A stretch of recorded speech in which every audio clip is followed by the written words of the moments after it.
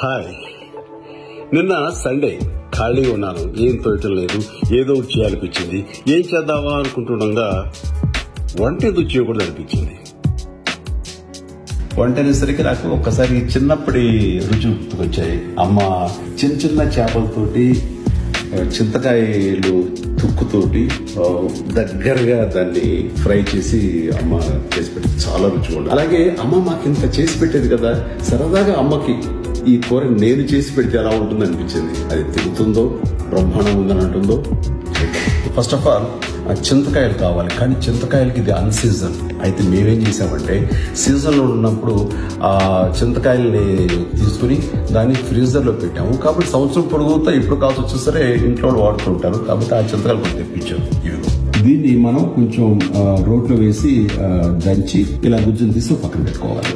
So ఈ size కట్టె పరిగెలు అంటే చిన్న చేపలు, కొంచెం కారం, కొంచెం పసుపు, ఉప్పు కూడా చెప్పాలా, ఉప్పు లేకుండా తినగలవా, కొంచెం జీలకర్ర, దాదాపు 12 చేపలకి ఒక పెద్ద ఉల్లిపాయ, అలాగే ఒక పచ్చిమిరపకాయ సరిపోతుంది.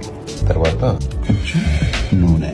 సో ఇవి ఇంగ్రీడియంట్స్. అంటే వెరీ సింపుల్. అంటే ఎలాంటి ఆర్థిక స్తోమత ఉన్నవాడైనా సరే చేసుకోదగినటువంటి వంటలు ఇది. Okay, so let's start. ఉల్లిపాయ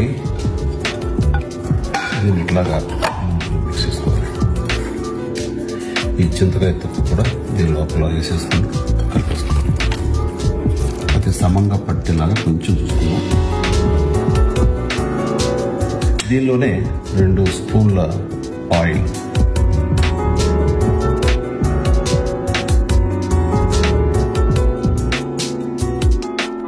ఆ తర్వాత కొంచెం ఉప్పు వేసాలి. కొంచెం కారం, ఒక స్పూన్ వేసిన బాగా, పసుపు,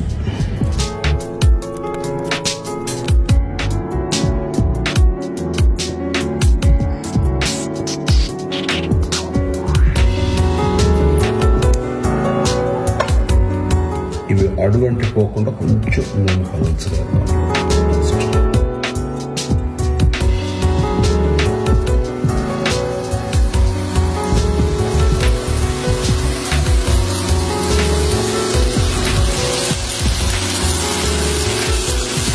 అడుగున మాడేలాగా కూడా చేసుకుంటే ఇంకా ఇష్టపడుతుంది. సో చాలా మంది ఆ మాడు ఇష్టపడతారు. అందులో కొంచెం మాడినట్లుగా మనం కాల్చినా సరే బాగుంటుంది.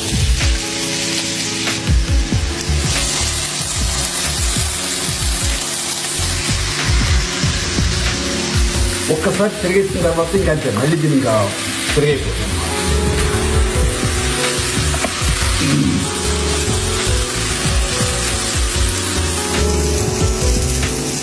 కొంచెం మీకు డ్రైగా ఉంది అనిపిస్తే కనుక కొంచెం ఈ ఆయిల్ని అలా స్ప్రే చేస్తే కూడా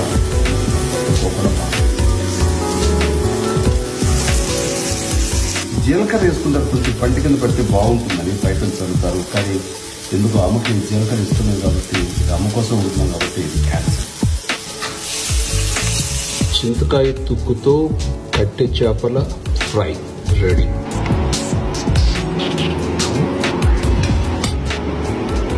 తెలుసుగా ఉంది ఏమంటుంది, హిట్ అంటదా, ఫ్లాప్ అంటదా, పట్టు అంటదా, వావ్ అంటదా. చూడలేదు ఫస్ట్ తిని చెప్పరాదు.